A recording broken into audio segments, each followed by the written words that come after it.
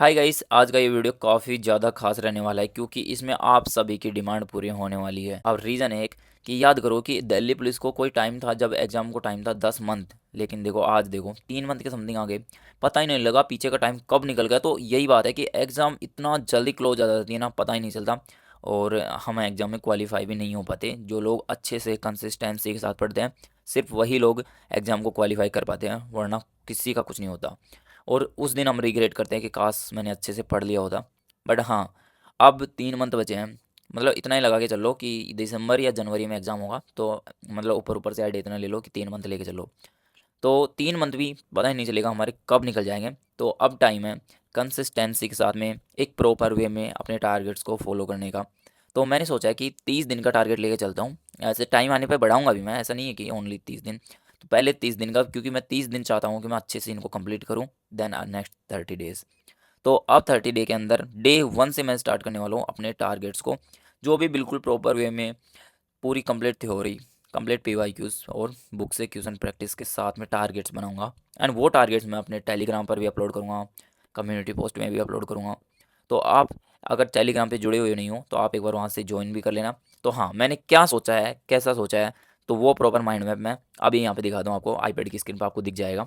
तो सेम यही फॉलो करने वाले हैं। बाकी देखते हैं इस जर्नी में कितने लोग साथ खड़े रहते हैं, कितने लोग नहीं रहते। मेरे को नहीं फ़र्क पड़ता कि कितने लोग अब मेरे इस जर्नी में साथ देने वाले हैं, कि डे 1, डे 2 या डे 3 तक मेरे को पता है देंगे लोग। बट डे 30 तक कौन साथ चलता है, क्योंकि जो एंड तक साथ चलेगा ना, कसम से बता रहा हूँ, वही काम देगा, वही सक्सेस होगा। बल्कि टीचर नहीं बोलते क्या कि डे 1 में तो उनके पास भी बहुत लोग आते हैं, कोई बैच लॉन्च करते हैं या कुछ भी सीरीज स्टार्ट करते हैं, डे 1 में काफ़ी लोग आते हैं, लेकिन एंड तक कोई साथ नहीं चल पाता। तो वही बात है, जो एंड तक चलेगा वही टिकेगा। बाकी हाँ, मैं आपको एक बार दिखाता हूँ क्या कैसे माइंड मैप रहने वाला है, तो चलो देखो। तो ये देखो 30 डे का पूरा माइंड मैप ये रहा हमारे सामने, जैसे कि हम क्या क्या करने वाला है, कब कौन सा करने वाला है। तो ये देखो, अभी 30 डे के अंदर आप काउंट करो पहले तो। आज है 13 सितंबर, ठीक है। तो सितंबर चल रहा है, तो सितंबर भी हाफ चला जा चुका है। इस टाइम पे सितंबर हाफ जा चुका है। बाकी उसके बाद अक्टूबर आएगा, नवंबर आएगा, और दिसंबर का कुछ नहीं कहा जा सकता कि दिसंबर में कब क्या होने वाला है। हो सकता है एग्ज़ाम दिसंबर में हाफ में आ जाए, हो सकता है लास्ट में आ जाए। बल्कि जितना टाइम सेव होगा हमारे पास में उतना बेस्ट है ना। तो हमको हमारा पहले से ही फ्री रहना है। अब बाकी ऐसे सोच के नहीं चल सकते कि यहाँ पे आके मुझे एंड पे कंप्लीट करना है या फिर जनवरी में एग्ज़ाम होंगे तो उसके अकॉर्डिंग चलना है, नहीं। हमको थोड़ा एडवांस चलना है कि पहले ही हम सारा कंप्लीट कर ले, उसके अकॉर्डिंग चलना है। तो देखो, बाकी इस मंथ के टारगेट्स देखो आप, कि जैसे कि ये रहने वाला है मैथ। तो मैथ को हम पर डे एक चैप्टर नहीं ले सकते, क्योंकि एक दिन के अंदर हम थ्योरी कंप्लीट नहीं कर सकते, क्योंकि हमको थ्योरी भी कंप्लीट करना है, थ्योरी।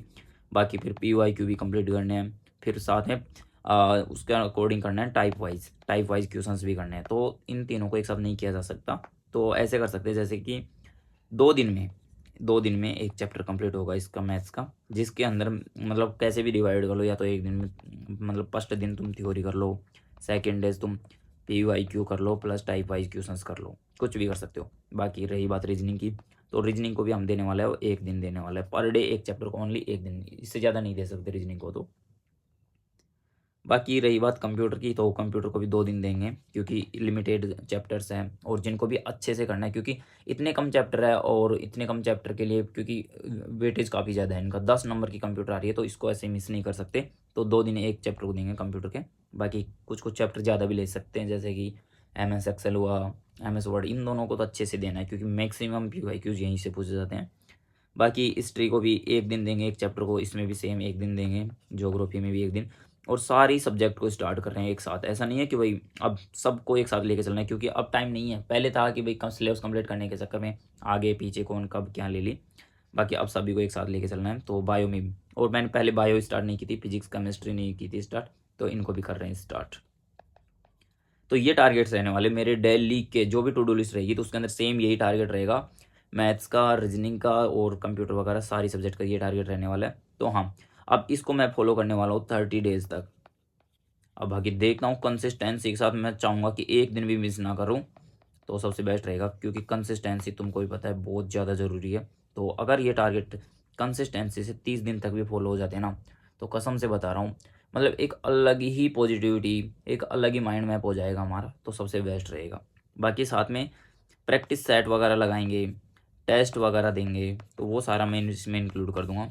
बाकी देखते हैं कब क्या कैसे करना। बाकी अगर कुछ चेंज भी करना होगा तो मैं सब कुछ तुमको अपडेट कर दूंगा। तो यही है। बाकी जिन लोगों ने ऐसे बोल रहे थे ना कि मैंने अब से सिलेबस स्टार्ट किया या अब से किया, तो अब देखो, अब तुम चाहो तो इस जर्नी में अब से साथ जुड़ सकते हो एंड एंड तक देखना, तुम्हारे काफ़ी ज़्यादा इम्प्रूवमेंट हो जाएगा। तो चलो आज की इस जर्नी को करते हैं स्टार्ट एंड मिलते हैं फिर आपसे